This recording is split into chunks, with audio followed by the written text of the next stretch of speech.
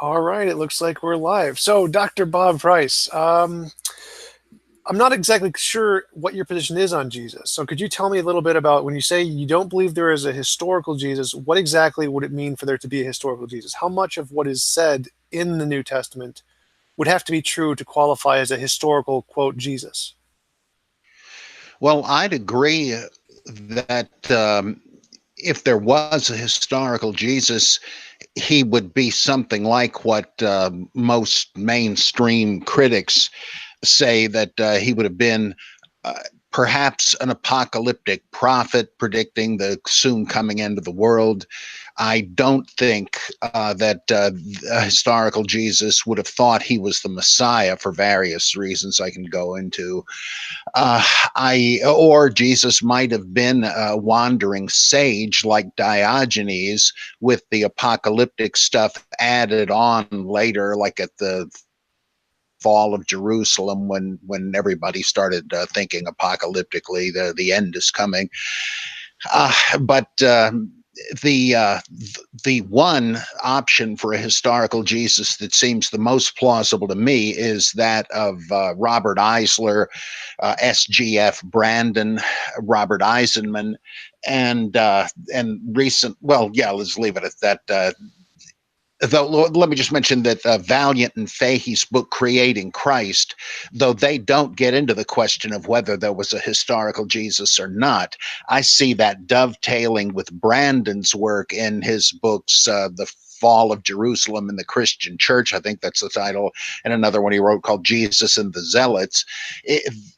Fahey and Valiant seem to me that they're not trying to lend a lot more weight to the speculations of Brandon that Jesus was a revolutionary, kind of like Theudas, the magician, um, uh, Simon Bar Giora, Menachem, and these other guys around the fall of Jerusalem. And that is my favorite, but any of those are plausible readings of the evidence, and it partly depends on what you think is authentic in the Gospels and what you think is a subsequent addition. Let's see. However, I don't really go along with any of them. Though I'm more and more warmed up to the combined Valiant, Fahey, and Brandon idea of Jesus, the revolutionist who was sort of tamed and sanitized by Rome and its Christian allies. That makes a lot of sense to me. But I have to admit that my estimate of the gospel data is so negative, and this was over some years. It seems to me, for one thing, that virtually every story in the gospels can very easily be accounted for as a rewrite of Old Testament stories of the various heroes: David, Moses, Joshua, Elijah, and Elisha, especially. I'd written a whole book about this, and nor am I the first one to point these things out. I was drawing on the work of a lot of different scholars who zeroed in on this or that and said, this looks like it's really too close to this or that Old Testament parallel.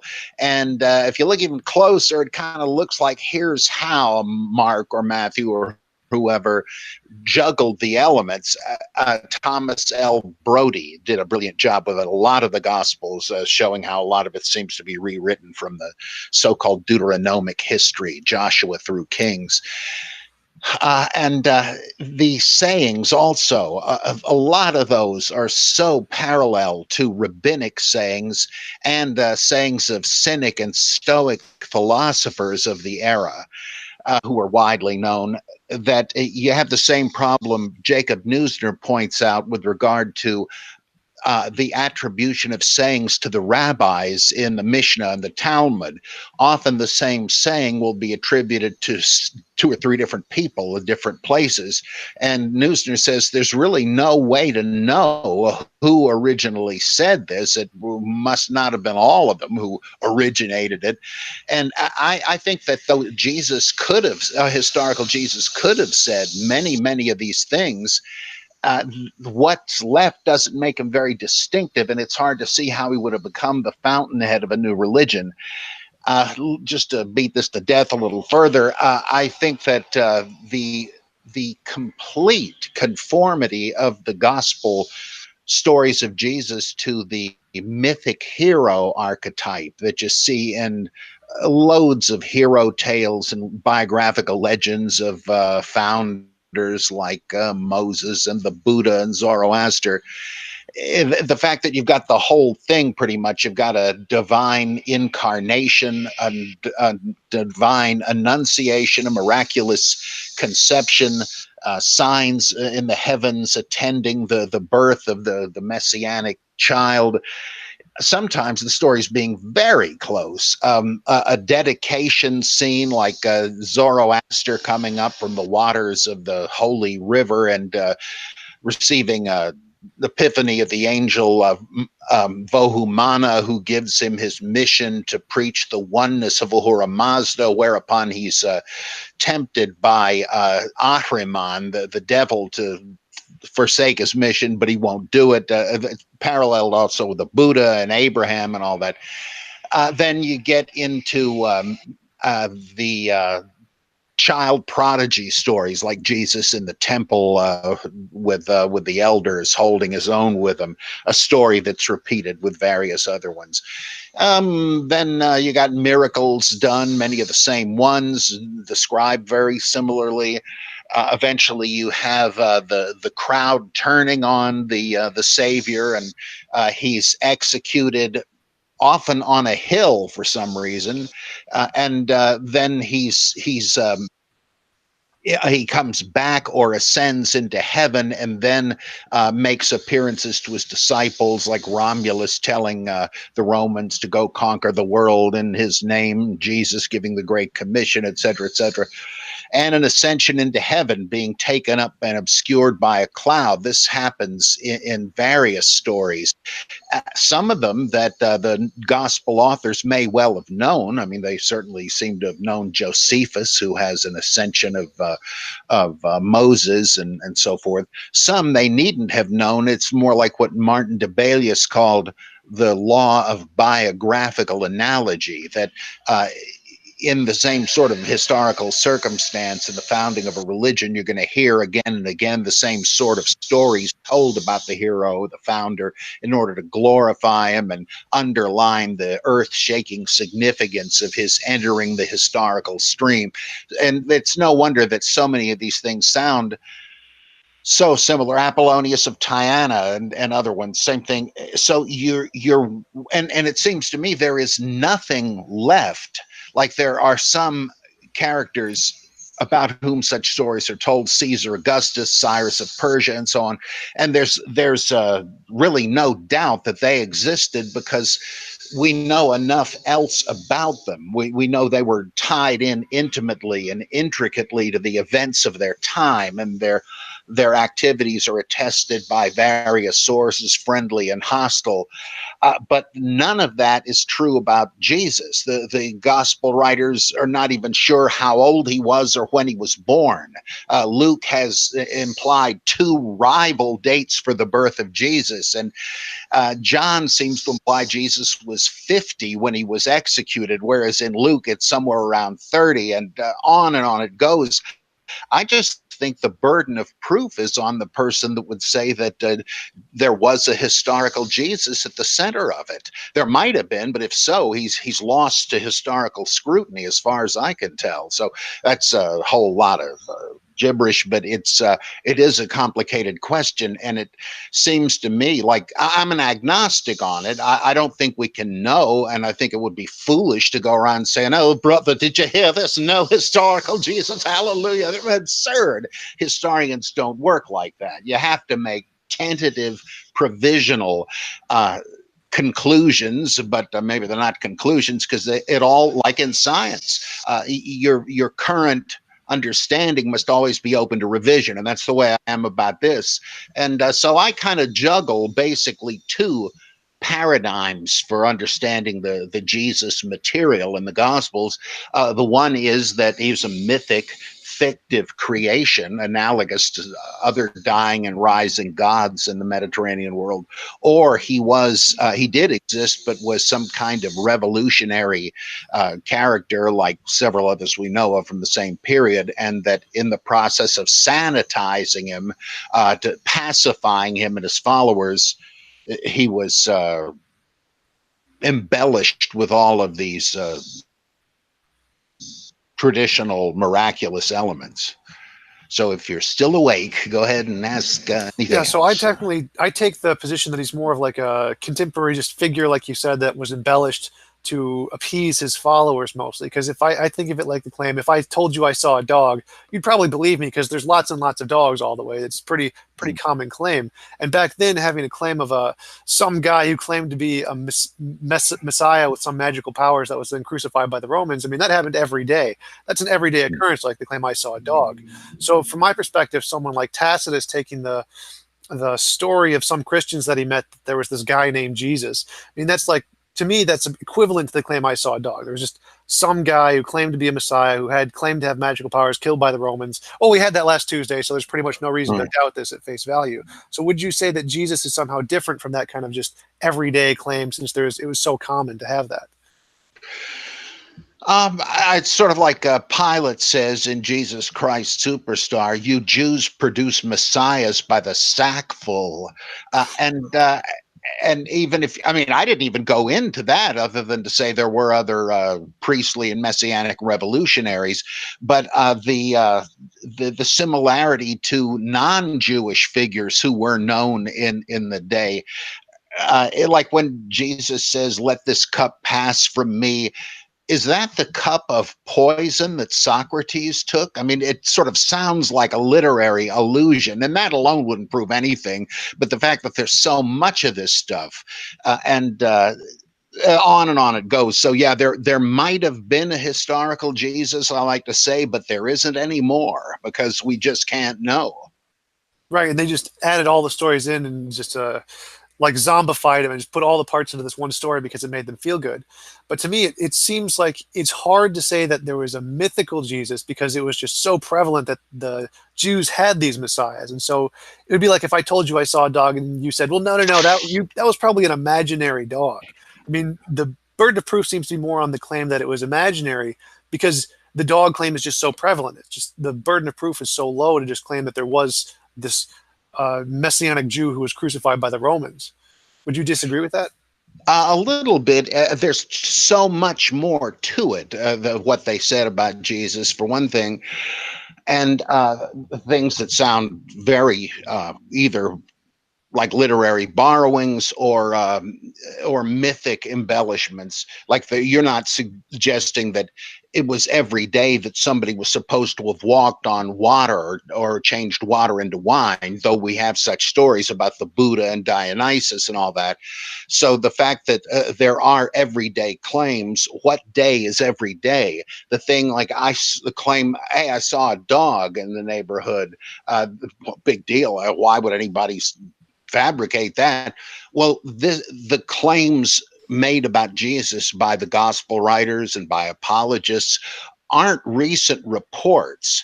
They're not tantamount to I saw a dog, or gee, it's December, but I saw an ice cream truck outside. Well, that could be. It's pretty weird, and it's so weird that you can well imagine if somebody saw it, they'd say, "Get a load of this." But this is like not anywhere near the alleged events.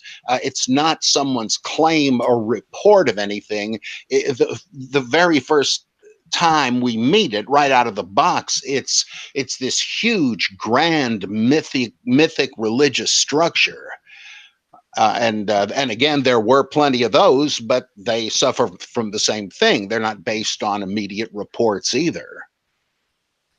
So how would Jesus be any different from most other historical figures? Because if you asked essentially most North Koreans about Kim Jong-un or Kim Jong-il, they would essentially only be able to tell you those same kinds of allegorical stories about how he was born and the bird spoke and these kind of mythical stories. They probably don't know anything about his everyday life. So wouldn't the same be true of most historical figures from the perspective of most illiterate demographics of people? Well, as I'm losing my senility. I'm gaining senility, losing my senses here. Collingwood, R.G. Collingwood, in his great book, The Idea of History, says that there is a history of propaganda for which propaganda is the fodder. It doesn't tell us about actual history because we can, especially since we can disprove a good bit of it, but it's not just worthless. It tells us something that people fabricated certain stories. And in North Korea, it's the cult of personality spawned by a propaganda machine. I mean, that's not even authentic legend. You've got a huge wall mural showing incredibly Kim Jong-un walking on the face of the sun, which apparently they wanted people to believe he did. Like, and of course, I guess they do, because they'll get their head blown off if they don't in the nice peaceful regime of the Democratic Republic of Korea. And in a sense, mythic propaganda like that, the only difference is it's true there what some critics of Christianity say wrongly, I think, that the whole thing was made up as a scheme, as propaganda, as if you had a bunch of TV writers getting together and saying, well, what kind of boffo thing can we come up with to get good ratings? That seems to me just it's possible, but I see no reason to think so. It just seems to me to be popular legend and scribal rewriting.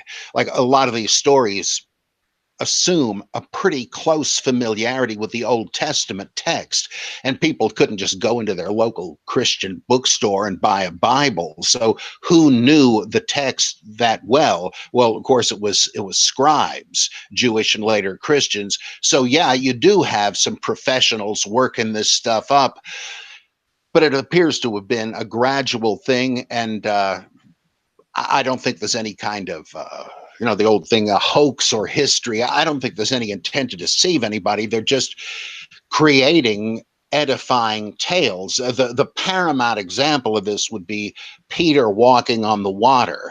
The probably Jesus walking on the water is based either on the Odyssey, where Hermes walks on the water in similar circumstances, or in well, I think one of the Psalms, it speaks of Yahweh walking on the waves or some such thing. But what about Peter? Well, in Mark and John, of course, you do have Jesus walking on the water.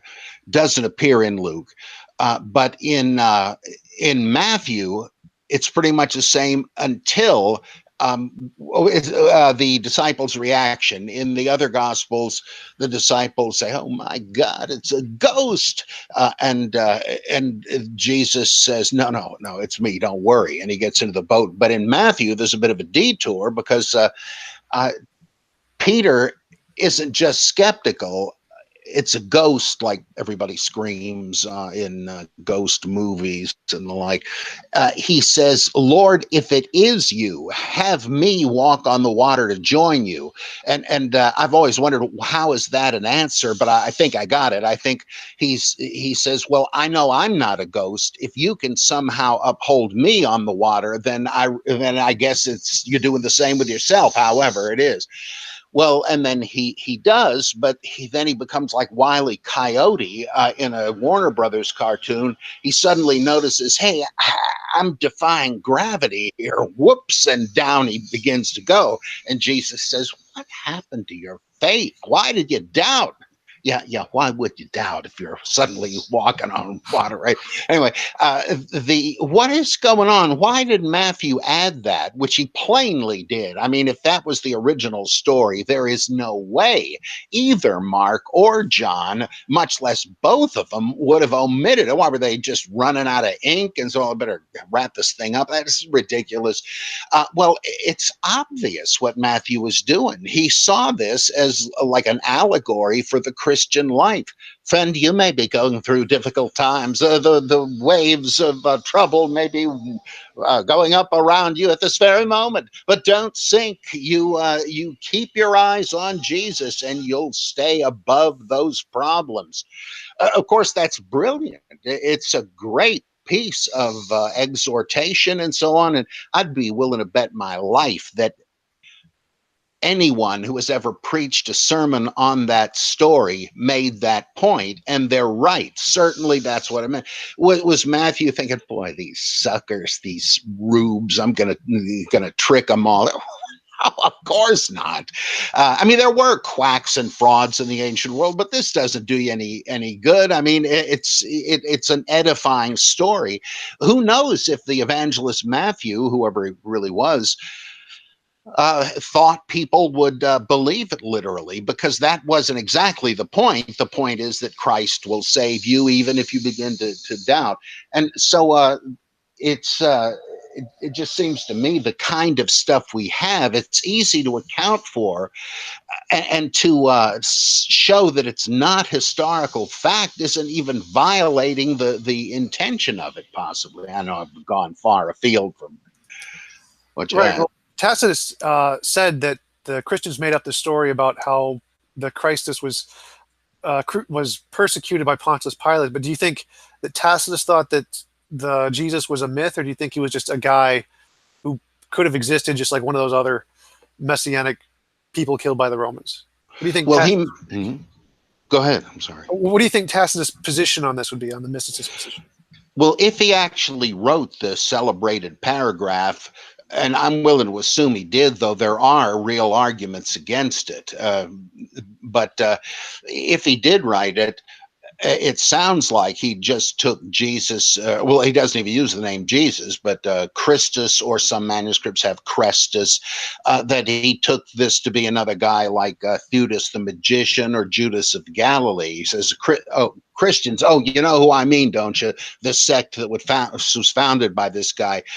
He doesn't make any claim of miracles. I think he does say that, well, no, it's Josephus who says his disciples, those who loved him from the first, never abandoned him, but said that he appeared to some of them 3 days later. I don't think Tacitus even says anything like that. He says, oh, yeah, he was the founder of these Christians. Yeah, well, that's where I get my analogy from, of like the claim "I saw a dog," because it seems like that's just the history of the time was just rife with these examples.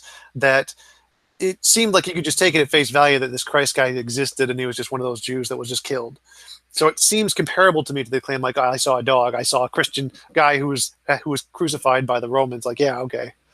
Could be. On the other hand, he's writing nearly 100 years after this supposedly happened, and most likely, seems to me, he's simply reporting some version of what contemporary Christians in Rome were saying.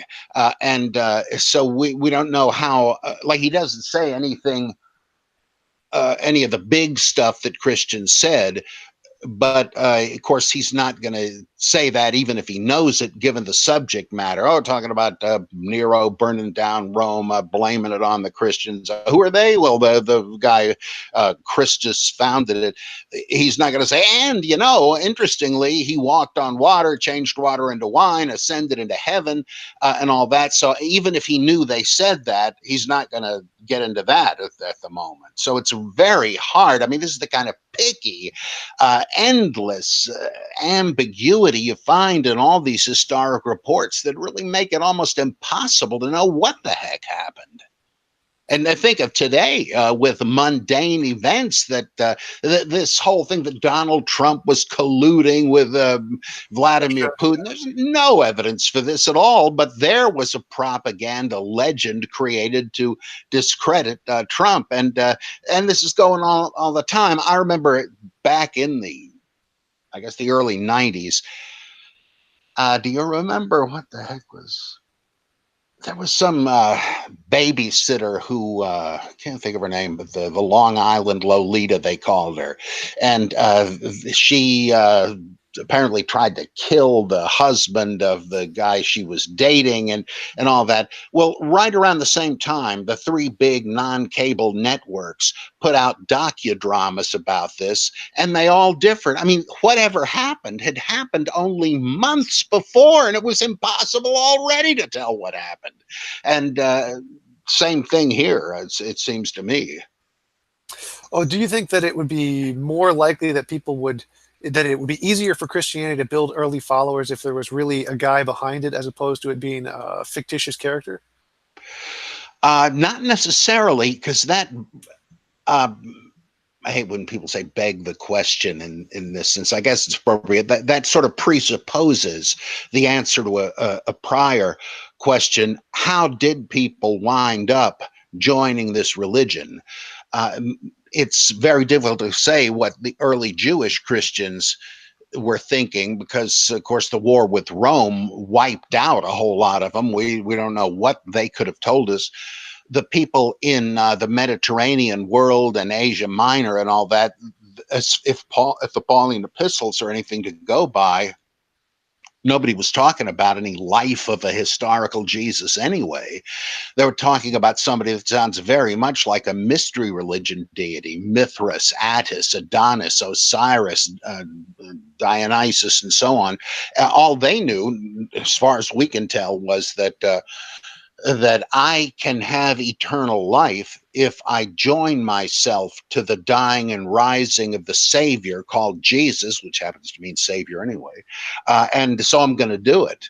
And eventually people started telling stories about what Jesus was supposed to have done, perhaps to fill the gap. Which would have been very analogous, by the way, to the kind of whoppers you read in the infancy gospels of Thomas, of pseudo Matthew, of the Arabic infancy gospels, and so on, where early Christian curiosity couldn't rest when it came to what was Jesus doing as a kid. And so they just used their pious imagination to fill it in, and it happened fast once the question arose. It seems to me the same kind of thing probably happened with the New Testament Gospels. What would this guy have done while he was on earth? Originally, it didn't matter any more than what Mithras might have been doing before he killed the cosmic bull to save everybody. Just wasn't relevant, so who cared? When I think about contemporary examples of people who are followed as religious leaders, like Jonathan Smith of Mormonism, and the guy who created Scientology, L. Ron Hubbard, or Mm. the Russian guy Vissarion, there always seems to be some body behind the curtain, to use your analogy from the Bart Ehrman debate. There always seems to be some charismatic character that really caused people to follow this ideology. So to me, it seems like without that charismatic personality to guide it, even if it wasn't Jesus, it must have been somebody like Paul or Peter or somebody, then it wouldn't have really gained as much popularity. So to me, it seems it must have had some kind of really charismatic person behind it. Oh, there must have been such people that spread the gospel. It's just a question of, did Jesus start the ball rolling? Well, I mean, because there's a major theory that more liberal scholars have always held, that Jesus did exist, but really the Christianity was founded by Paul. If you get to that point and think that's plausible, it's like it doesn't really matter if there was a Jesus. And there may have been. I mean, there's nothing implausible about that. I'm just saying all the supposed evidence seems either like literary rewrites or misattributed sayings, or the mythic hero archetype. It's like there's nothing left. Like, again, Augustus, his biography fits some of those things. He was the savior. He was the son of God. He brought peace on earth. The news of his birth was the beginning of the gospel, the same Greek phrase in the beginning of Mark, and so on. And we know he existed because you wouldn't have had all this history without him. But you just don't have Jesus connected to history in that way. Even the stories that seem to do that in the Gospels, where he's connected with Pontius Pilate, with Caiaphas, with Herod the Great, and all that, scholars for generations have seen these stories as likely fictitious, and people that never even thought about Jesus not having existed. Just looking at these stories, they said, wait a minute, Pontius Pilate, a Jew hating bigot who outraged Jews every chance he got, he's going to let a bunch of pool hall rowdies in an alley bully him into letting go a guy he is convicted as a terrorist and let Barabbas go? Come on. That's just not possible. And the stuff we know about Pilate, we know from other sources, Philo and Josephus and all that. So that one's virtually impossible. Or Herod the Great, he kills all the kids in Bethlehem to get rid of Jesus. This sounds so much like the slaughter of the innocents connected with the birth of Moses, not only in Exodus, but even more in Josephus's rewrite of the Exodus story. So yeah, Herod the Great was a paranoid maniac. You can imagine him doing this. Maybe he did, but there's no record of it, though many other atrocities committed by him are recorded. And it's so much like this well-known biblical story, you really have to say, I'm not so sure. Or Caiaphas, the high priest of Israel, he is having a legal hearing with Jesus on Passover Eve.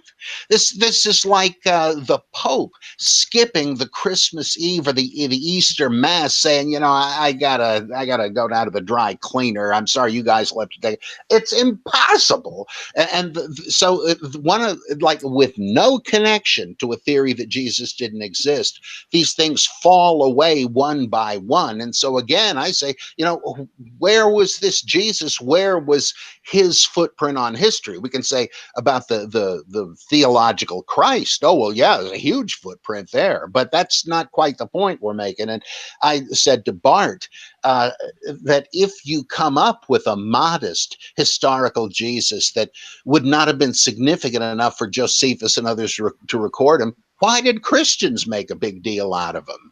It's like deciding you want to discover the historical Superman and finding out that, well, there was a Clark Kent who was employed by the Daily Planet. So we've got the historical Superman. No, you don't. You have a historical Clark Kent, and that is quite different.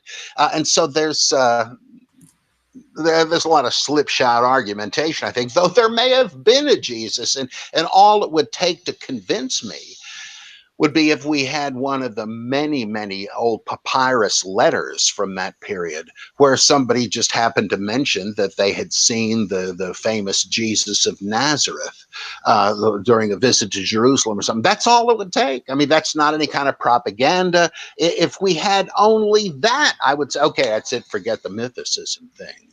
I don't care one way or the other. It does not have an impact on me, though it's a fascinating question. Oh yeah, I agree. I think that's why I'm interested in the topic, is because it is a very fascinating question. So, but to go back to your point of why would they be interested in this Clark Kent character? I mean, most of the people that people are revered today, they're just like the Clark Kent. It's just people are deluded into thinking they're the Superman character, and they attribute all these weird stories to them. Like I'm one of several of your debates. I've heard you talk about how Charles Manson was claimed like he could lift a bus over a gorge or something, and that there was these claimed miracles of all these essentially just average dudes just because they're charismatic. And so it seems like most people tend to aggregate towards these just Clark Kent characters who they are deluded into believing they're the Superman characters. So I'm not too surprised at the fact that even if there was a historical Jesus in the Clark Kent kind of a sense, that was embellished to be the Superman character, and that was followed. Why would anybody have done that with good old Clark, a bumbling but a reporter, probably a coward, everybody thought, but a good writer? Why would they have done that? And if you're going to say, you might say, well, I bet he got the Pulitzer Prize. So let's say he did, but how much farther could you go? You can well imagine people telling stories about Batman, that, oh, he flies through the air and he sucks people's blood. I mean, that would be not much of a big jump, but it wouldn't be like changing Bruce Wayne into Batman. It would be changing Batman into Superman, and he's already like the charismatic, dynamic figure, but just some guy. And with Manson, of course, his followers claimed to have seen this kind of stuff, and there were drugged out zombies who were all sleeping with him and stuff. You know, I wouldn't trust anything they said, even if it was just asking them what time it was. So that's not the typical case either. But there certainly have been cult leaders and like Jim Jones and Reverend Moon and so on. Jesus could have been one, but I don't think there's enough evidence even to say that. It could have been, though. I don't know otherwise. I also had a question about your the mysticist interpretation of the crucifixion, where there was the what's it? It's in like the firmament with the argons or something. Archons. Archons. Yeah. That's it. So what is? Oh, yeah, right. Yeah, this would fit very old mythology, which nonetheless continued to pop up, like in Zoroastrianism.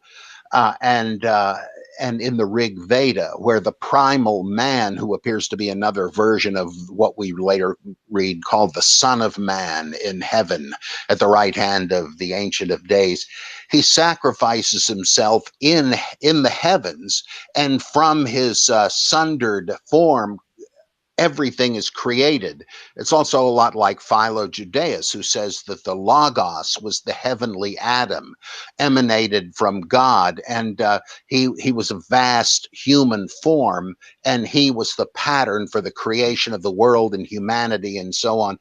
And I think that the mythicist thing about the crucifixion represents a historicization of the Gnostic creation myth, which held that, again, one of these emanations from the Godhead, whom some called the Christ or some the man or whatever, he was a being of spiritual light who was ambushed by the vicious archons, who were sort of fallen angel figures. The demiurge, their boss, who was a kind of a dimwit semi divinity, he had created the world out of matter, but it was just a swamp, just motionless bunch of gunk. So the archons went out and ambushed the primal man of light, ripped him apart, and used to use a modern term, photons that made him up as a kind of self-replicating DNA. I wish the ancients had these modern things. They're great analogies. And they used it to give life to the mud pie creation of the demiurge. And they tied that in with God breathing the spirit of life into Adam in the garden and all that. They said that's what was happening. And that got the human race and all other life going. So the death of the primal man, the Son of Man character, gave life to the world. And then in some vague way, they said that the primal man had returned in recent days as the Gnostic revealer, kind of like Morpheus in the Matrix, which is overtly based on Gnosticism, to awaken the sparks within those who had them, and to say, you don't really belong here. You're a stranger in a strange land. I can tell you how to get back there. You won't have to be reincarnated tears anymore. Once you realize you have a divine origin and destiny, upon death, you will just ascend to the pleroma, the fullness of light, to be with God. And so they kind of eventually seem to merge the primal man of light with the Gnostic revealer and historicized it. But originally, it was the principalities and powers that put him to death on the cross, as in Colossians, or it was the archons of this age who saw to his death, as in First Corinthians. And no political background or historical detail is even suggested in the Pauline epistles, but it gets historicized. Oh, this happened on earth. Well, then who would have engineered it? I guess it would have been the human rulers of this world. So to me, that is not problematical at all. And there's a mythicist. I mean, I don't think that's more provable than that it happened historically. But if you're asking in mythicist terms, how do you get the crucifixion? Well, that's how. It's not very difficult to see. So these are mutually exclusive kinds of things. It's not like you have the crucifixion on earth and then also the crucifixion in heaven. They're contradictory. Yeah, though their Gnosticism was the many-headed Hydra, and there were different versions of it. In Valentinian Gnosticism, the most successful form, they said that that Jesus was the human flesh and blood man who acted as the channeler, as we would say, for the Christ spirit, who was one of the emanations from the Godhead. So the Christ did not die on the cross. And there were Gnostic texts that where people thought he did, but it was like a hologram. That's such a fools think that he died. But Valentinus said, no, Jesus, the man, did die on the cross. And for those who don't have the divine spark, those who aren't saved by nature, if they have faith in the crucified Christ, God is willing to save them too. So he had two Christs, sort of like Nestorianism much later. So there were a lot of different versions of it, but some Gnostics thought no. It's like did you ever see The Last Temptation of Christ? Yep. When the angel lets him down from the cross, the people on the ground are still shaking their fists and cursing at who? We can see there's no one there, but they're having a hallucination. Well, that's kind of what some Gnostics thought. Hebrews comes kind of close to what you're suggesting, because the way I read it, and most people do, Jesus did die on the cross physically. I mean, Earl Doherty thinks that Hebrews doesn't even picture a historical Jesus. He might be right. I sort of don't think so, but I'm sorry. Anyway, Hebrews says Jesus died on the cross physically, but then his saving work really happens in the heavenly tabernacle, not on earth. He presents his own shed blood as the atonement for the people down below. So you almost do have the saving work done in heaven and also on earth. So what happened to the early Gnostics who believed this? Like, and what were they like? Would you suggest that Peter and Paul had this kind of Gnostic belief, or who believed this, and what happened to them? How did there become a change to the more modern view of the human Christ crucified on the cross by Pontius Pilate? Well, that's part of the big question of how, if Jesus was originally a mythic deity, how do you get historicized, period? I mean, the whole shooting match. And the answer to that, I think, that was supplied over 100 years ago by Arthur Drews. It looks like in English pronunciation, I think it's Drefts, though. Arthur Drefts, a Dutchman. In a couple of books he did, The Christ Myth and so on, he said it's pretty simple. There was a big competition between all these versions of Christianity. And of course, nobody doubts that, whether even in the New Testament period or for a couple of centuries. We've got all kinds of material about that. People began to posit that they had the truth about Christianity right from the horse's mouth, that their leaders a few generations back had been taught by a historical founder, and they transmitted it. And so if you want to know what Christianity is about, listen to them. I mean, that's very clearly stated by Irenaeus in his book Against Heresies. But Gnostics began to do the same thing. Valentinus claimed that he got his teaching from Theodotus, a disciple of Paul, and Basilides claimed he was taught by Glaucias, a disciple of Peter. Are they right? I have no idea. But the idea was in mythicism that you were trying to say, look, shake the hand that shook the hand. We heard him say it. You Gnostics can hallucinate all you want. Oh, Jesus appeared to me and said communion should be done with pizza from now on. Or Jesus told me there's life on Mars. Hallelujah. And Irenaeus said, you go ahead with your game of can you top this? All of it's subjective hallucination. You're just winging it. We don't have that problem because our guys were taught by Jesus when he was on earth. This comes up explicitly in the pseudo-Clementine romances, these novels about Peter and Clement and all that, where Peter has a showdown with Simon Magus, and Simon says, you guys don't understand Jesus correctly. He really stands for Marcion.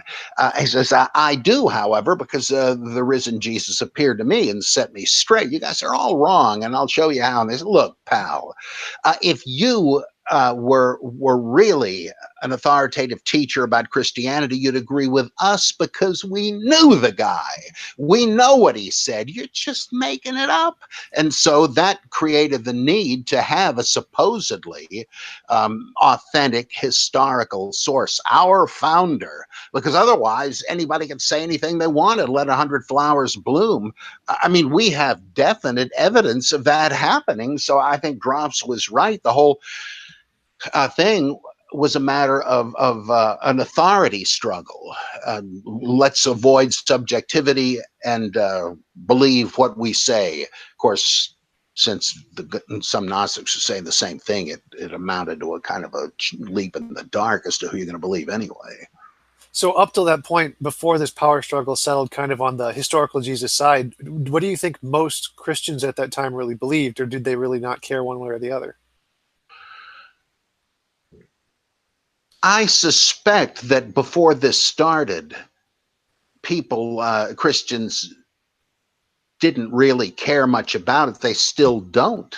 I mean, if you bring up the question, they'll say, oh, well, of course, Jesus existed as a historical individual, but that's not what's important about Jesus. For them, it's still, I mean, you're about to hear this on Good Friday and Easter, that he's a mystery religion deity. He came from heaven, he died for us, he rose from the dead, and we can appropriate that through faith and the sacraments. As Kierkegaard said, if all we knew about Jesus was that he came and died and rose from the dead, that'd be enough. And that's what the Nicene Creed says. There's nothing about, Jesus taught in parables. No. So I think that's still all that really matters. I know there are people who say, what would Jesus do and all that, but that's not the essence of Christianity for people. Now, there was a compromised position, I believe, between a mythic Jesus and historical Jesus. And that was this view I already mentioned, Docetism, that many Gnostics upheld, from dokeo, to seem or appear. And the idea was, well, people did see or thought they saw Jesus walking around teaching and all that, but it was really just a projection, a kind of a hologram. And the Acts of John could not be more explicit. John tells his followers years on, he says, let me tell you some of the stories about the good old days with Jesus. I used to notice that if I reached out to pat him on the shoulder, sometimes my hand would go right through as if he was a ghost. But then other times I'd have to rub my knuckles because it was like striking Superman, or it was like steel, he said. I would notice when we were walking on the Sea of Galilee, the shore, he left no footprints. I noticed that when we were sitting next to each other at the table, he would never eat. What's this?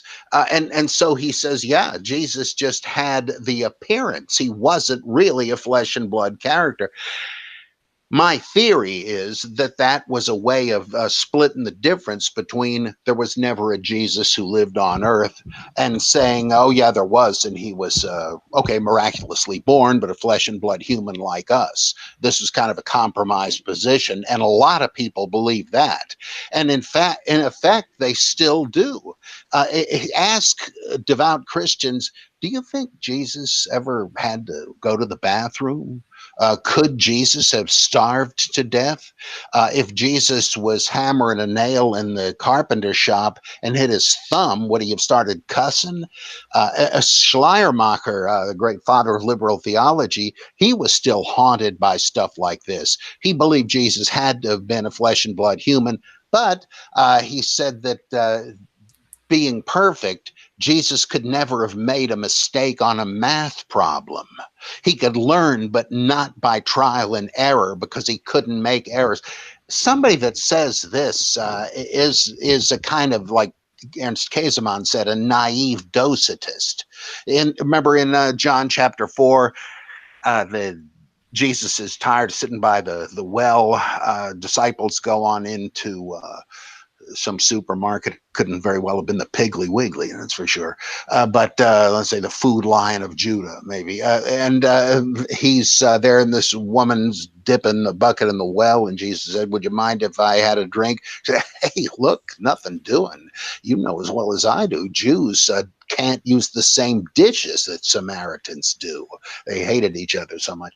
And then et cetera, et cetera. And the disciples come back with the bags full of bologna sandwiches and stuff. And they say, here, master, eat. And it's not, no, thanks. Maybe next time. I have food to eat that you know nothing about. For my nourishment is to do the will of my Father. Wait a minute. Jesus doesn't need to eat? Or he's on the cross and says, I thirst. Okay, there, he's really human, right? No, it says simply in order to fulfill Scripture. He said, I thirst, because a line quoted out of one of the Psalms.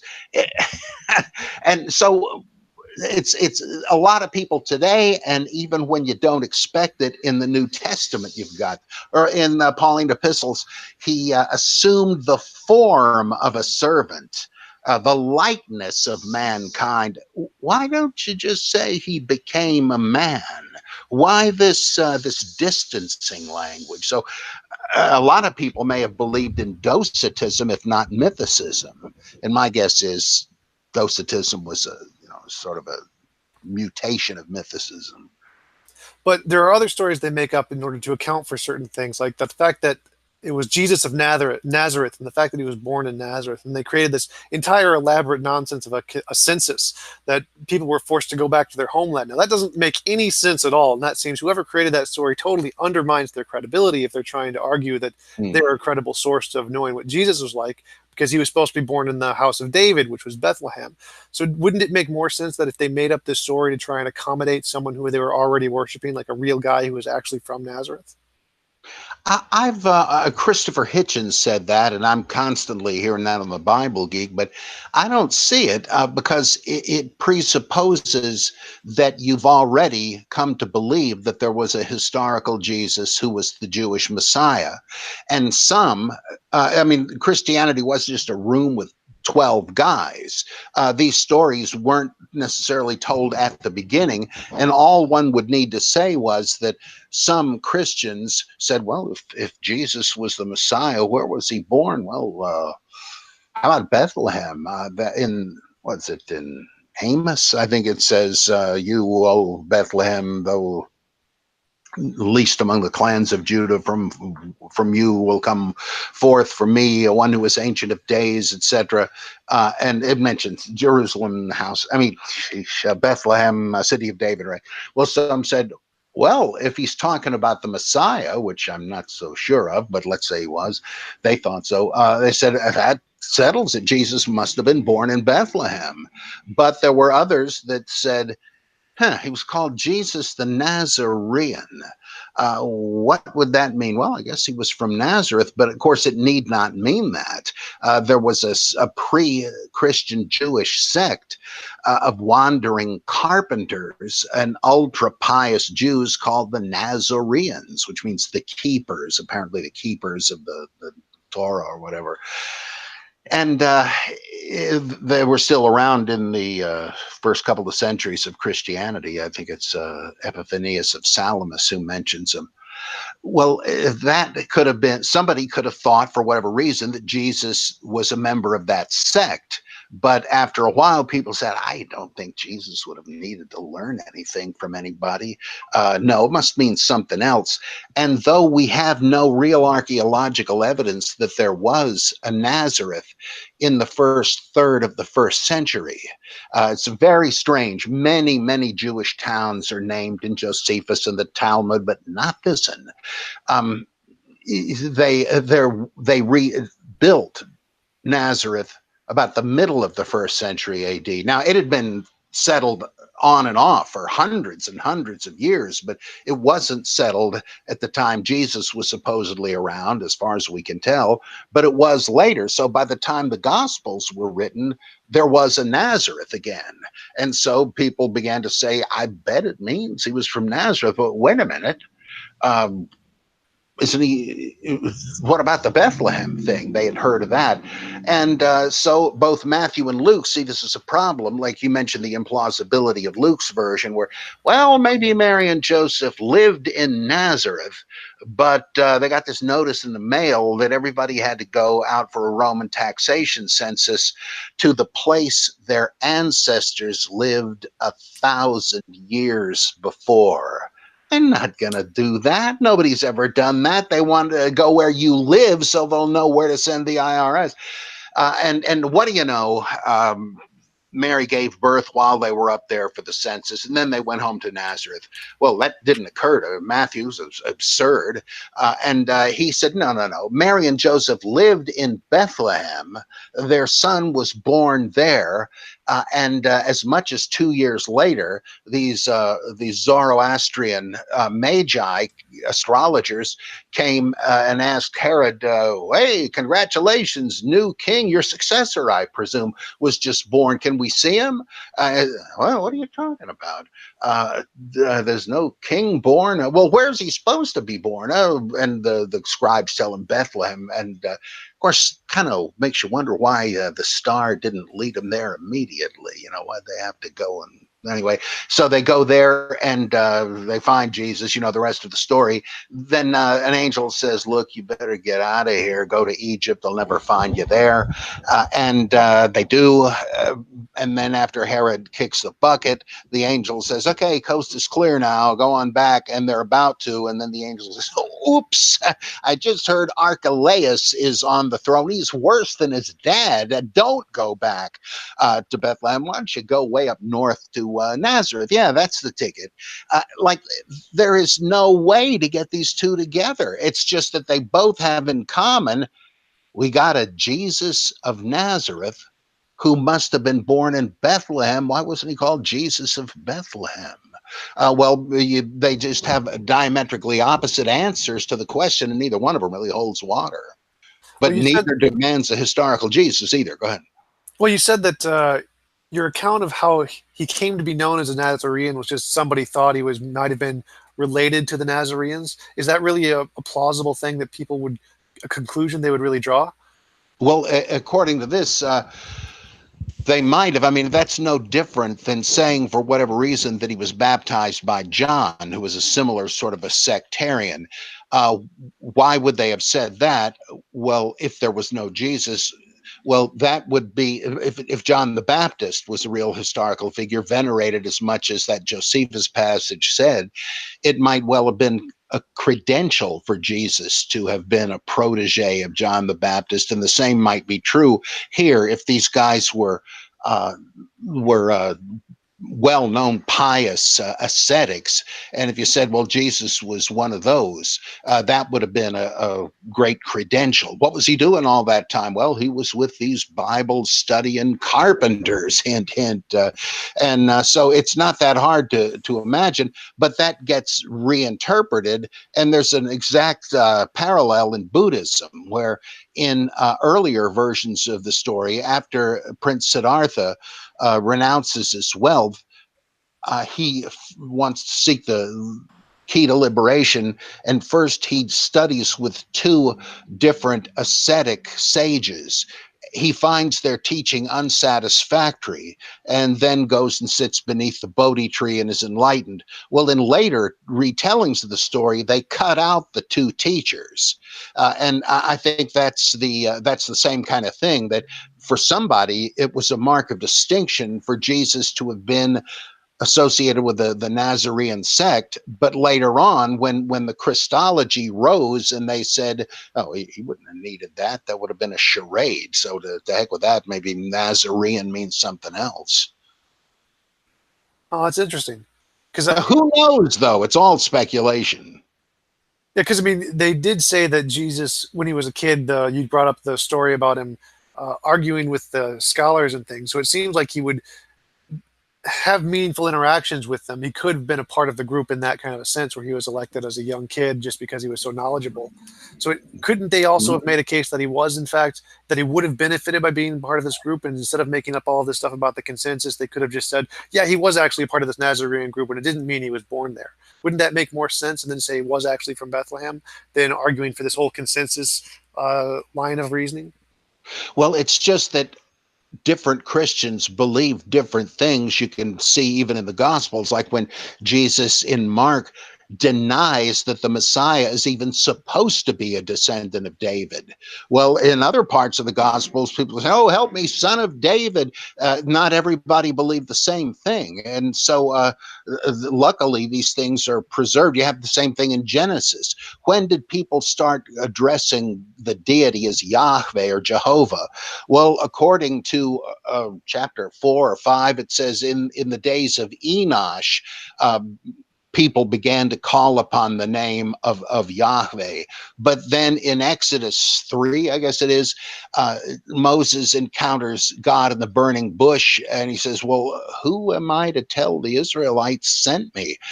And he says, tell them that Yahweh did. I am that I am. Tell them I am has sent you. Tell them Yahweh, which is a pun, sent you. Well, which way was it? I mean, Enosh must have at one point been understood to be the first man. Again, the different groups had different first men. Adam or Enosh, both of them kind of mean man. And so some people said, well, as soon as he was created, man was told to call him the name of his creator. But somebody else said, oh, no, that had no idea of that story. And so, well, it must have been with Moses. He really started the Jewish revelation. There's just no way to harmonize it. And lucky for us, the Bible editors usually didn't try. They just preserved what they found and made a kind of a scrapbook of it.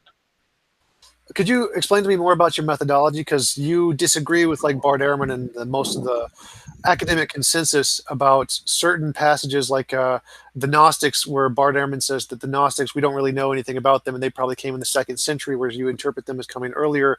And there are a lot of passages you interpret as being interpolations that they seem to disagree on. Can you explain to me how your methodology works to come to those conclusions, and could we apply those to lots of other historical characters as well? Oh, yeah, you sure can, and it's been done. Like, what's his name? E.J. something Thomas wrote this great book, The Life of Buddha as Legend and History. He does the same thing, showing the inconsistencies between the stories and the teachings and peeling back the layers and saying this must be the later one, this must be the earlier one. With the interpolations, Bart, like a lot of anti-mythicists, say you're just in a tight spot. You're trying to get out of it. You say that Paul knew nothing about the life of Jesus. What about this, that, and the other thing? Well, as I said in the debate, which nobody seemed to hear, all of these passages were tagged as interpolations by non-mythicists who weren't even talking or thinking about it. No, it was because, gee, this doesn't have the standard Pauline vocabulary, or this seems to interrupt the flow of the argument, and this seems to use anachronistic stuff. Or what my favorite, in Galatians 1, in the fullness of time, God sent forth his son, born of a woman and born under law. Do you usually go out of your way to say that, oh, one thing about President Trump, he was born of a human mother? Does anybody doubt that? Well, in the case of Jesus, you bet they did. The Marcionites said Jesus descended directly from heaven as an adult and went right to the synagogue in Capernaum. Yeah, it seems to me that that is an interpolation to try to have Paul undercut the claims of Marcionites, who were Paul's biggest fans. And a bunch of things like this. The Last Supper thing in 1 Corinthians 10 or 11, wherever it is, this doesn't seem to fit the context. It's like zigzagging, and often that's the case. We don't have any trouble seeing this in the Gospels. Everybody for generations has known that, yeah, these things are patchwork quilts. They recorded all these different sayings and stories, and sometimes grouped them by subject, sometimes maybe chronologically. The same sort of seams appear, redactional seams, as they say, appear in the epistles, where this, like, oh my God, First Corinthians, what a playground for this kind of thing. In one chapter, you have it said that it's okay to eat food previously sacrificed to idols. If it's given somebody else trouble, don't do it, but inherently there's nothing wrong with it. In the very next chapter, it says, hey, don't be like the Israelites who joined in the feast of one of the Baals, and God killed 20,000 of them for it. Don't take the same risk. Wait a minute. It does. You can't eat from the table of Christ and the table of demons. I thought it didn't make any difference. Or can women speak in church? According to chapter 14, let them keep quiet and ask their husband questions when they get home. But in chapter 7, oh no, there are prophetesses who can speak to the assembly as long as they're veiled. Which is it? And so on and so on. It just seems like, as the Dutch radicals pointed out, Van Manen and others, that we have people continuing to add material to correct it. Like they don't agree with what it said, and so they say, well, I'll undermine that by having Paul say this.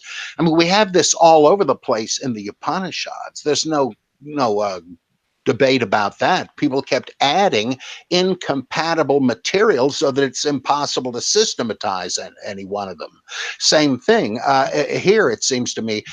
You either have to have Paul as a multiple personality, or who changed every time he picked up a pen, or several different writers were involved in this, and these.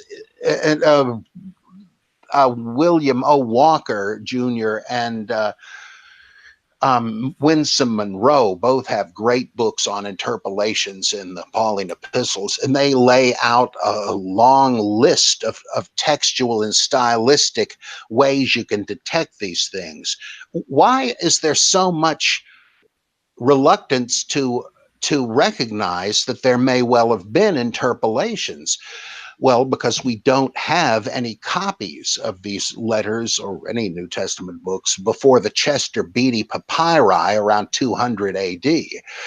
And there's no way to know what might have been added. And that's the period in which they would have been added. So who knows? And why don't they agree with this? Well, as a couple of these scholars have actually said, if we admitted that, if we supposed that there were a bunch of interpolations, we'd never know what Paul really wrote. And we kind of need to know that. We need to write books on Pauline theology. Well, forget that if we can't know if he wrote the whole thing. So we have to assume that he did. And that is a strange phenomenon, whereby what ought to lead to agnosticism, who knows, leads instead to fideism. let's just assume that it's all kosher, because otherwise we can't play the game. So that's one reason. And it's kind of like a more sophisticated version of the fundamentalists that say the King James Bible is the only word of God. Look, you got to admit it. Maybe you can't play the game. And Bart also, I believe, having studied under Bruce Metzger, who I did too very briefly one summer, a saintly man, a great scholar. He's a textual critic, as is Bart. And Metzger was a fundamentalist religiously, and so was Bart. And he's gradually emerged from that, and he's still emerging from it. He used to believe the empty tomb narrative was historical, not anymore. I don't know where he's going to end up, but he's really a textual critic. His knowledge of all the rest of it is secondary, though he has a wide knowledge of it. But I think he really is not sufficiently critical, a historical critic. I did a thing in my book, Bart Ehrman Interpreted, where I just went over a lot of the verses that he cites to say, you see, Jesus was an apocalyptic prophet. And I showed that, well, for one reason, there's serious reason to doubt that any Jesus said this, even if there was one. And secondly, even if he did, it's not at all clear that these things are about the end of the world. He's reading in, I think, the stuff that he learned in seminary. He's still, that's why in one of my chapters in that book was called Agnostic Apologist, is he's still arguing that that kind of, from that sort of framework. I think you asked something else about methodology, not just with the interpolations, but do you remember? Maybe Yeah, I was asking, could you tell me more about your methodology? Just for clarification, could you define an interpolation that's like an addition or reinterpretation of something from a later or a different source? Yeah, like a scribe has added something into the text, often because, I mean, there's some cases where nobody doubts this happened, and not only in the Bible, where like one of the Well, one of them would be like when Jesus knelt down and wrote in the sand, "He who is without sin will cast the first stone." That's right. Yeah, that whole story, the woman taken in adultery, doesn't occur in the earliest copies of John. And we start seeing it in a couple of different places in different manuscripts of John, or in Luke. So it seems obvious that people liked this story, but it hadn't made it into any gospel. And so independently, two or three scribes said, well, it's too good to lose. Let's anchor it in there. Or an even more outrageous example would be, I think it's in chapter 5, the guy who's at the portico of the pool of Bethesda, and he remains there lame on the ground week after week, and Jesus is aware of this, and he says to the guy, do you even want to be healed? And he says, well, you see, it's a catch-22. The reason it was a healing shrine was the water would bubble occasionally, apparently from some underground gas or something, but they believed that an angel had come down and stirred up the water, and first one into the pool gets healed. And he says, of course, my affliction is I can't jump up and run in there. And so Jesus says, oh, you don't need to, here, you're healed. As the ex-leper says in Monty Python, alms for an ex-leper, not so much as a by your leave, he heals me, and so on. That's that explanation of why people are jumping into the pool in a race wasn't in earliest manuscripts. The idea that it was an angel that came to make it bubble up. Some scribe must have written in the margin this little marginal note in case people weren't familiar with the thing. Well, this is what they're talking about. But when that copy wears out and another scribe makes a new copy, he sees the thing in the margin and says, oh boy, my predecessor skipped this accidentally. I'll put it back where it belongs. And there's another one in 1 Corinthians 14 and so on. So there are a few places that they will accept interpolations, though there's got to be manuscript evidence. Well, what about those decades where there's no manuscript evidence? Or you just have to believe it came that way from the hand of the author? Well, we know that the texts are more flexible the further back you go. We can start seeing, comparing them, that people are making this kind of goof or adding that or whatever. But before that, you have to assume they were even more careless. So you would kind of expect interpolations. Some are just stupid goofs that you'd catch in proofreading. But as Bart himself showed, people were changing the text to help them win theological debates. This great book Bart wrote, The Orthodox Corruption of Scripture, is all about that. It says, take a look at some of these aberrant readings. They're not just mistakes. Nobody would make this mistake. Somebody is trying to change the text. So, oh yeah, you're wrong. Look at this verse. Oh, okay, let's take a look at it. Hey, where'd it go? So that you had that kind of thing, as he shows. So there shouldn't be anything controversial if you can show that it's anomalous, doesn't fit into the logic of the argument. The vocabulary is strikingly different than that we usually find in this author. There's an anachronism, like when Paul seems to be referring to the destruction of Jerusalem. God's wrath has come upon the Jews at last. Wait a minute, I thought this was written in the 50s. Jerusalem was destroyed in 70, and what else could he mean? Well, maybe he didn't write that. And so there's a lot of the stuff is not really inherently controversial. It's just theologically inconvenient for some people. The mainstream Society of Biblical Literature scholars are a lot closer to the fundamentalist rock from which they were hewn. Well, is it possible that it's an interpolation by Paul, or like he wrote it and then he went back and said, "Oop, I'll change this a little bit. This works better like this." Could that be a possibility? Oh, well, yeah. In fact, I think that's what the Western text of Acts is. There's a couple of manuscripts, one in Greek, one in Latin, Codex Bezae, it's called, because Theodore Beza owned it, where the book of Acts is like 20% longer than it is in all other manuscript traditions. But it all seems to be of a uniform style, and since you can compare it, it looks like there's just some flourishes added here and there, like in the Ethiopian eunuch,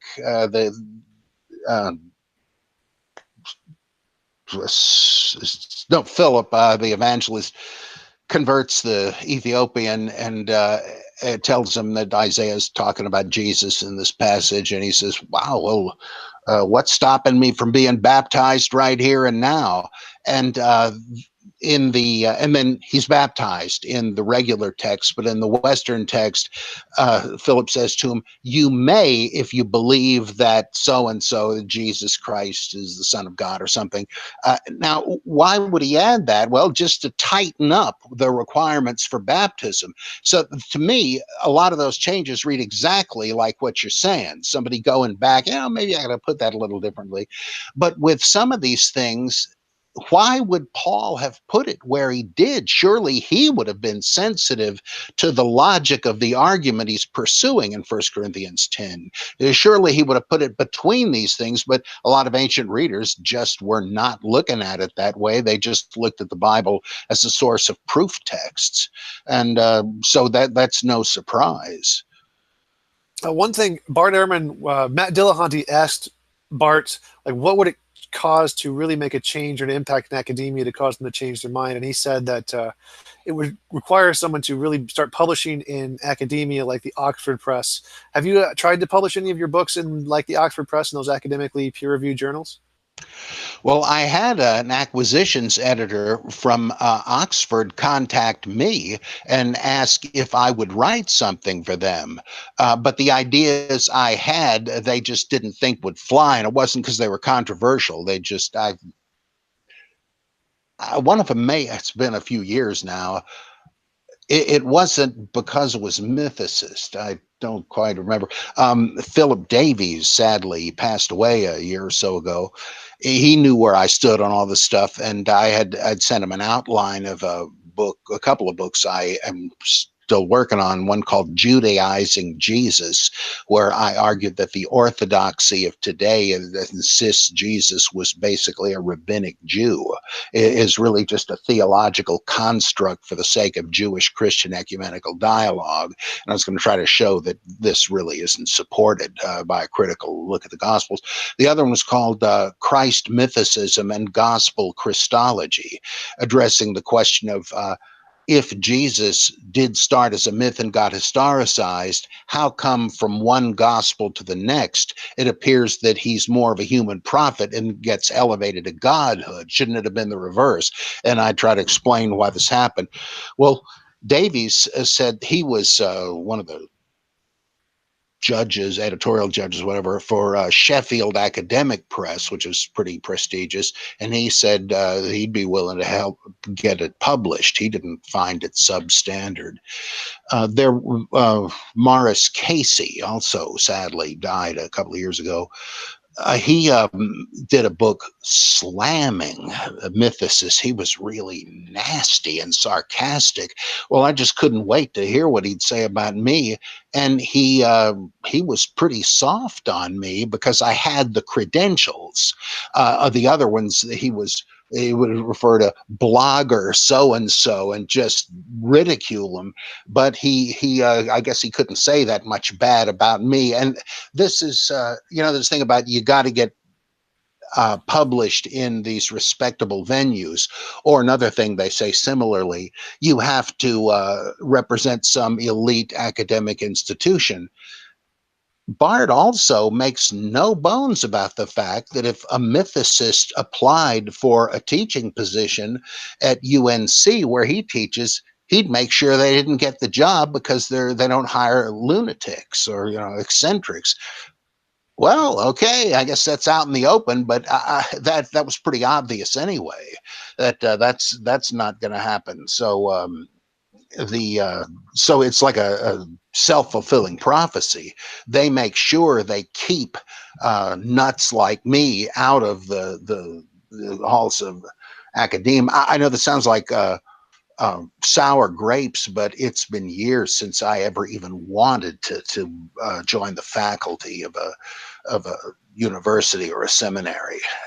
So I'm happy enough to do what I'm doing with a Bible geek and all of that, and not serve on committees and not be forced to mouth politically correct shibboleths. I hate that stuff. I hate the whole enterprise. It's good for some, but I'm just not that kind of person. So luckily I'm on the sidelines on this. He's not keeping me out, and I'm mad about it. I wouldn't go in if I were invited, but it's no mystery, and he explained why. Well, it's a really interesting position. I would like to see you compete at that level. I want to see what happens when you guys get into really big arguments and debates in an academic setting. That would be interesting for me to watch. Well, there's a book that InterVarsity Press published called The Historical Jesus 5 Views, where John Dominic Crossan, Darrell Bach, James D.G. Dunn, I forget who the fourth one was, and me, we were all invited to sum up what we thought about the historical Jesus, and mine was called Jesus at the Vanishing Point, and it was a case for mythicism. And then we each were invited to write a critique of all four of the other guys. And to tell you the truth, I've never read what they said about mine, but that might be something to read. That might be worth looking at. Yeah, that was one of the books suggested to me by one of my friends coming into this conversation. But you said you didn't read the responses. Why not? No, I just get sick of that. I've been debating on and off for 20 years. I just realized the other day, it's profitless. I know what they're going to say, and when I do hear it or read it, I turned out to be right. It's just, you can't spend, if you're trying to do something of a pioneering nature, you can't let engagement with the traditionalists slow you down. I'm very, very familiar with what all of these people say. None of it surprises me anymore. I've been doing this research for over 40 years, ever since I was in, I guess, a freshman in college. And I just can only stand so much of it. By the way, I'm not trying to vilify these people. I've thoroughly enjoyed meeting them. I was in the Jesus seminar for a long time, and those were great people. Bart is a fine fella. I enjoy his friendship. It's just that it's a great sport to kick these issues around. So, one final question, since we've been going for a little over almost an hour and a half now. What do you think are the strongest criticisms of the mysticist position? I think this may sound weirdly marginal, but the thing that I think is the strongest argument, and it's not decisive, is what Adolf Harnack and Ethelbert Stauffer pointed out many decades ago, that from these little statements in church fathers, it seems that there was what one of them called the caliphate of James, that the list of brothers of Jesus given in Mark 6, I think, Joses, James, Judas, and Simon or Simeon, that these guys, after Jesus was gone, were a succession of substitutes, which is what caliph means. Like the Muslims use it as an official title, but this would have been the same sort of thing. So James the Just is the leader of the Jerusalem church, even in Acts. I mean, when they have the Apostolic Council in chapter 15, they don't vote on it. He listens to both sides and says, okay, here's what we're going to do. Well, we're told that he was a martyr, that he was so Jewish that the Sanhedrin didn't even realize he was a Christian. And when they called upon him to state his beliefs, they were shocked and had him stoned to death. And then we're told that Simeon Bar Cleophas, another brother of Jesus, took over as the head of the Jerusalem church.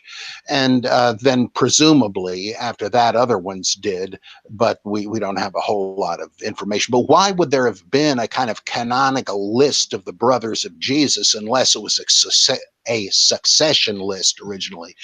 And I thought, well, that is certainly plausible. The reorganized Church of Jesus Christ of Latter-day Saints took that route. The successor to Joseph Smith had to be his son, and so on down the line. Whereas the regular old LDS Church said, no, our leaders are chosen from the quorum of apostles that Smith appointed. So there you had the same parting of the ways. And there are other examples of that. The Nation of Islam, the son of Elijah Muhammad, took over, but then Louis Farrakhan was more of a traditionalist and said, no, I'm his disciple, you better follow me. I mean, this is the kind of sectarian dynamic. And this fits the principle of analogy so well. I said, now this certainly implies that these people thought Jesus was a man who had brothers. It's just that isn't decisive, because people used to make up in the Bible all the time fictive genealogies as authority claims. Like, how do we know that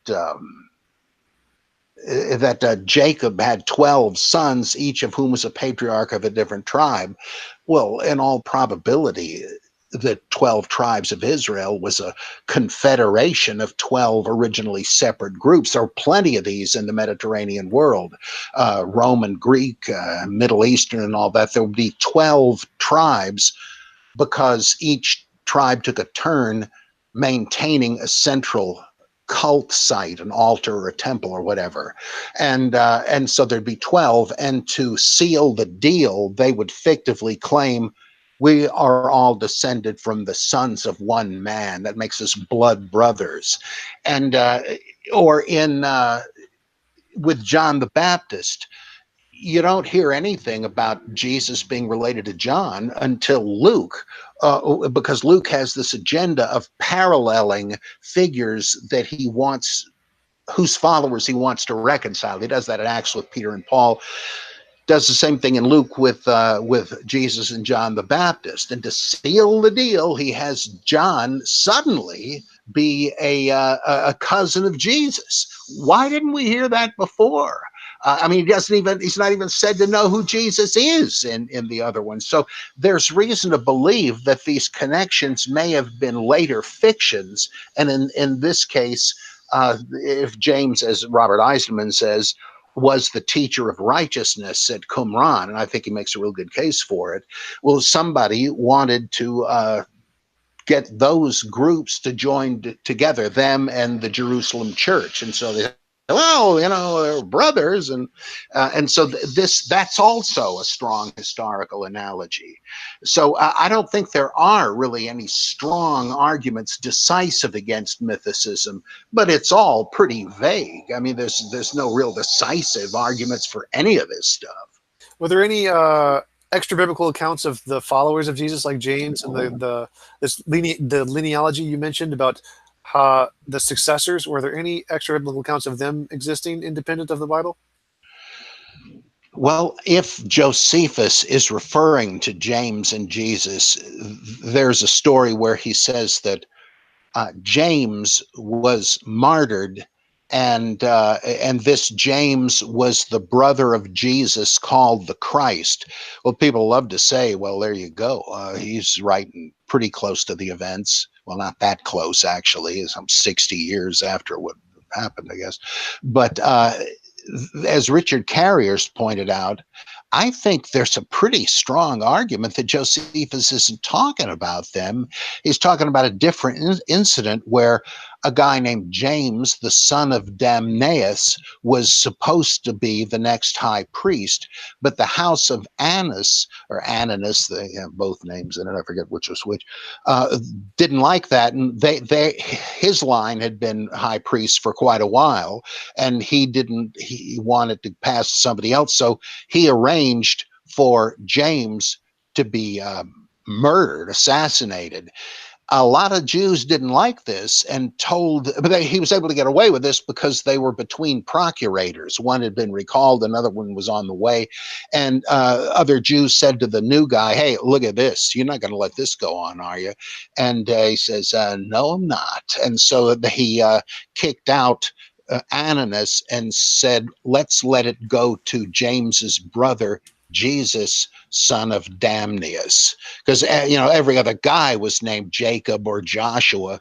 And I think Carrier really takes the cake on that one. And if so, that's off the table. Hegesippus, a second century Jewish Christian historian whose works survive only in quoted fragments, has a longer, more elaborate story about James being stoned to death by the Sanhedrin. And that's often taken to be another version of the Josephus thing. It might be a fictitious expansion of it. No way to know, but I think that's about it. Somebody mentions that Simeon Bar Cleophas, like James the Just, lived to be about 120 years old, whatever it was that Moses, I think Moses was 120 supposedly, but I believe that's it. There are apocryphal stories of the apostles, but we really know nothing about any of them. A lot of what we think we know is derived from apocryphal gospels that are just completely legendary otherwise. So we know much. I mean, the lists of their names don't even agree in the gospels. So we know a lot less than some people take for granted. Well, I would still consider that to be a lot more than what we know about most of the people during the time. So even those moderate accounts still seem to be strong evidence that that James existed in that sense. It could, of course, be referring to a different James, but that still is evidence in the direction that he could have existed. Oh, well, yeah. I'm just saying this is another pain in the neck reason why I find it increasingly hard to come to any particular conclusion. It's so old and the evidence is so fragmentary and equivocal. You cannot just assume, okay, there was no Jesus, or there was, but he was Clark Kent, or he was just like they told me in Sunday school. Good luck. Any one of these things is a chain of weak links. Oh, I totally agree with you on that point. I just tend to lean towards the Jesus was a Clark Kent kind of character with a Yeah, small yeah, degree, sure. a little bit more than anything else, like a 51% kind of a thing. Could be. Well, anyway, thanks for coming on. I really enjoyed our conversation. You Oh, answered me pretty too. much most of my questions I had for you, so I really Okay, appreciate well, it. thanks for having me. Great to meet you. Absolutely. Talk to you later. Bye. Okay.